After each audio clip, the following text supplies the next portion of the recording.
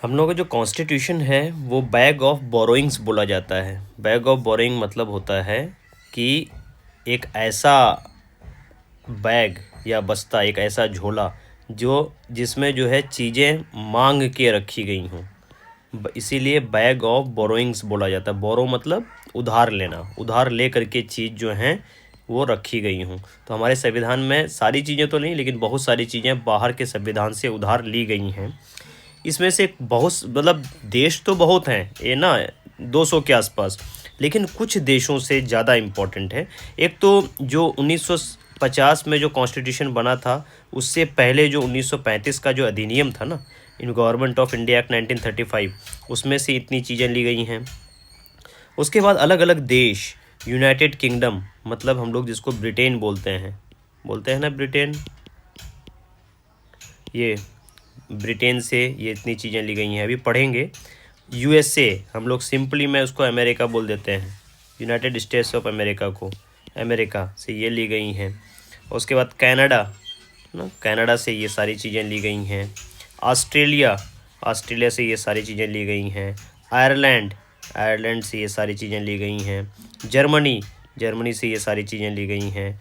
Russia, पर उस समय यूएसएसआर कहलाता था जब ये चीज़ें ली गई थी, यूएसएसआर था, अब आज इसका नाम रशिया है, ये चीज़ें ली गई हैं। साउथ अफ्रीका, ये चीज़ें ली गई हैं। जापान, ये सिर्फ एक उसका आर्टिकल 31, जापान के कॉन्स्टिट्यूशन का आर्टिकल 31 पढ़ोगे तो ये पॉइंट रखा हुआ है, ये लिखा हुआ है, ये चीज़ जापान से लिया गया है, ठीक है। और फ्रांस से ये चीज़ें ली गई हैं। और इस तरीके से जो है एक इम्पॉर्टेंट चीज़ें जो संविधान में हमारे हैं और वो किन किन देशों से लिया गया है वो हम बताने जा रहे हैं।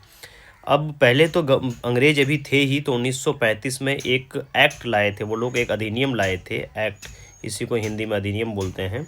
1935 के अधिनियम से इमरजेंसी प्रोविज़न, ठीक है, इमरजेंसी के बारे में 1935 में भी था। और कभी कभी इमरजेंसी प्रोविज़न और इमरजेंसी के दौरान जो राष्ट्रपति को शक्तियां होती हैं और फंडामेंटल राइट को हटा दिया जाता है, ये चीज़ ऑस्ट्रेलिया के संविधान से नहीं, मतलब एक जर्मनी के संविधान से लिया गया, ठीक है। डूरिंग इमरजेंसी, ठीक है, प्रेसिडेंट के पावर को और डूरिंग इमरजेंसी इस फंडामेंटल राइट्स को सस्पेंड कर देते हैं, हटा देते हैं, ये जर्मनी है। लेकिन इमरजेंसी प्रोविज़न कहाँ से लिया गया, तो अगर सिंपल बोला जाए इमरजेंसी प्रोविज़न कहाँ से लिया गया तो वो हो जाएगा गवर्नमेंट ऑफ इंडिया एक्ट 1935। लेकिन अगर ये पूछा जाए कि इमरजेंसी प्रोविज़न के दौरान जो राष्ट्रपति को शक्तियाँ हैं और फंडामेंटल राइट्स जो हट जाती हैं वो किस देश से लिया गया, तो वो हो जाएगा फिर ऑस्ट्रेलिया। नहीं तो अगर सिर्फ इमरजेंसी के बारे में कहाँ से लिया गया तो वो government of India act 1935। Supreme court एक बनेगा, ये भी जो है गवर्नमेंट ऑफ इंडिया एक्ट 1935, उस समय जो है फेडरल कोर्ट नाम होता था ना। और ये पब्लिक सर्विस कमीशन, मतलब आज जो हम यूपीएससी, बीपीएससी, यूपीपीएससी देखते हैं, ये सब भी जो है कहाँ से लिया गया, government of India act 1935। Governor का एक कॉन्सेप्ट जो है, आज भी जो अलग अलग राज्यों में गवर्नर होते हैं वो गवर्नमेंट ऑफ इंडिया एक्ट 1935 से। फेडरल स्कीम मतलब कि राज्य होंगे, एक केंद्र होगा, फिर वो केंद्र जो अलग अलग बिहार, यूपी, झारखंड इस सब में टूटा होगा। फेडरल स्कीम भी जो है गवर्नमेंट ऑफ इंडिया एक्ट से लिया गया है। अब ब्रिटेन से क्या क्या लिए हैं, यूनाइटेड किंगडम से parliamentary form of government, parliament वाला सिस्टम हम लोग ब्रिटेन से लिए हैं।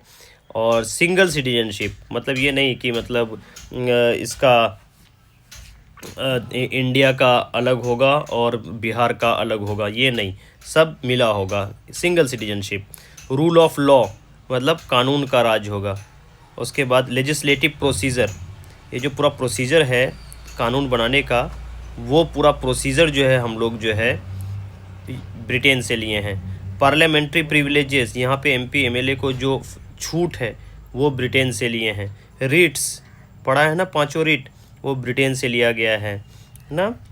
और उसके बाद अमेरिका से फंडामेंटल राइट लिए हैं, प्रीएम्बल लिए हैं, separation of power, union executive, judiciary और लेजिस्लेचर में, कॉन्स्टिट्यूशन सुप्रीम होगा, इंडिपेंडेंस ऑफ जुडिशरी, जुडिशरी जो है स्वतंत्र होगी, जुडिशियल रिव्यू का power, equal protection of law, अब देखो यही इक्वल प्रोटेक्शन ऑफ लॉ जो है वहाँ प्रोसीजर इस्टेब्लिश बाय लॉ जो है वो जापान से लिए थे। तो इस वाले पॉइंट को जो है इस वाले पॉइंट के साथ पढ़ा जाए तो ज़्यादा अच्छा है, ये जापान वाले इस वाले पॉइंट के साथ ना। क्यों? क्योंकि ये दोनों पॉइंट जो है आर्टिकल 21 अब इंडियन कॉन्स्टिट्यूशन के आर्टिकल 21 को ये भी दर्शाता है और आर्टिकल 21 को ये वाला पॉइंट भी आर्टिकल 21 को दर्शाता है। ठीक है।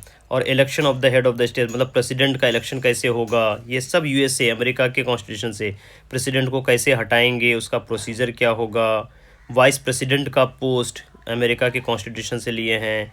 फिनेंशियल इमरजेंसी जो आर्टिकल 360 में है भारत के संविधान में, उसको अमेरिका से लिया गया है। ये सारी चीज़ें अमेरिका के संविधान से लिया गया है। ठीक है। तो यूनाइटेड किंगडम का संविधान हो गया और अमेरिका का हो गया। अब आते हैं कनाडा। कनाडा में क्या है कि स्ट्रॉन्ग सेंटर है। देखो मोदी सरकार आज मजबूत है। अगर आज कल को नीतीश सरकार बोलती है कि हम जो है भारत के यूनियन से अलग हो जाएंगे तो नहीं हो सकते। ठीक है। तो ये चीज़ जो है स्ट्रॉन्ग सेंटर वाला कॉन्सेप्ट जो है कनाडा से आया है। ठीक है। और गवर्नर को कौन अपॉइंट करता है यहाँ पे, जैसे बिहार के भी गवर्नर हैं राजेंद्र विश्वनाथ अर्लेकर जी, तो उनको जो है सेंटर अपॉइंट किया है। और residency power west with center, अच्छा सेंटर के पास जो है सारा पावर है ना। ये रेसिडरी पावर होना चाहिए, रेसिडेंसी नहीं होना चाहिए, रेसिडरी पावर। और एडवाइजरी जुरिस्डिक्शन सुप्रीम कोर्ट का जो है कनाडा से लिया गया है। तो ये सारी चीज़ें कनाडा के संविधान से लिया गया है। ऑस्ट्रेलिया के संविधान से कंकरेंट लिस्ट देखा होगा शेड्यूल 7 में। ठीक है। जो 3 लिस्ट दिए गए हैं उसमें से एक लिस्ट है, उसमें से 3 लिस्ट में से तीसरा लिस्ट जो है उसको बोलते हैं कंकरेंट लिस्ट।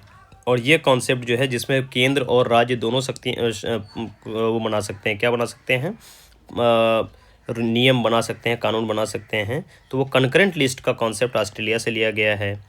सेंटर और स्टेट के बीच में जो पावर का डिवीज़न है वो ऑस्ट्रेलिया से लिया गया है। ट्रेड कॉमर्स में जो फ्रीडम है इंडिया में तो वो ऑस्ट्रेलिया से लिया गया है।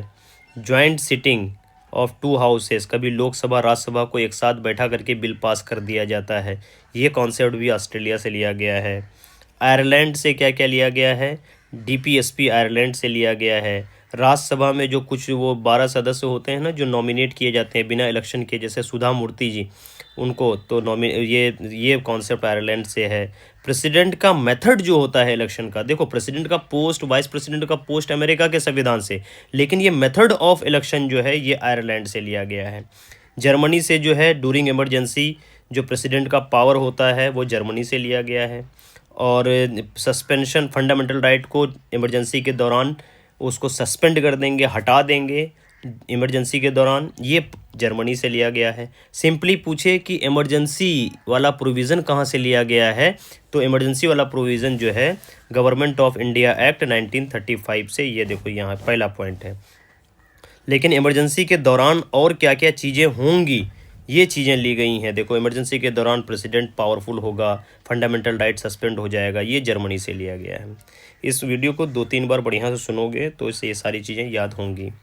रशिया में फंडामेंटल ड्यूटीज़ जो आर्टिकल 51A में है, ए से लेकर के के तक। और सोशलिज़म, इकोनॉमी एंड जस्टिस, ये सारी चीज़ें जो है ये ली गई हैं कहाँ से, रशिया से। साउथ अफ्रीका से जो राज्यसभा के जो मेंबर्स चुने जाते हैं, मतलब वो इलेक्शन होता है ना, ये कॉन्सेप्ट साउथ अफ्रीका के संविधान से लिया गया है। और संविधान को हम लोगों का जो अमेंड करने वाला जो पावर है ना, 368 में जो अमेंडिंग पावर है पार्लियामेंट को दिया हुआ है, कैसे कैसे संविधान को संशोधन कर सकते हैं, ये साउथ अफ्रीका से लिया गया है। जापान से मैंने बताया कि आर्टिकल 21 में जो प्रोसीजर इस्टेब्लिश बाय लिखा हुआ है, प्रोसीजर इस्टेब्लिश बाय लॉ, ये जापान से लिया गया है। ठीक है। और फ्रांस से क्या लिया गया है, रिपब्लिकन सिस्टम, जो हेड ऑफ द स्टेट होगा वो क्या होगा, इलेक्टेड वन होगा। Head of the, who is the head of the state, president. ठीक है। प्रेसिडेंट क्या होगा, इलेक्टेड होगा। ठीक है। और फ्रांस की क्रांति में नारा क्या दिया था, लिबर्टी, इक्वालिटी एंड फ्रेटर्निटी ने। वहीं फ्रांस की क्रांति से ये 3 वर्ड जो है प्रियम्बल में हम लोगों को आज भी मिलता है। तो ये फ्रांस से ये चीज़ें ली गई हैं। तो ये मोटा मोटा जो है किस संविधान के किस भाग से क्या लिया गया है, इतना तो याद होना ही चाहिए। और इतना पहले याद करो, हल्का फुल्का इधर उधर, तो ऑब्जेक्टिव जब भी सॉल्व करते हो तो वो चीज़ क्लियर हो जाती हैं। ठीक।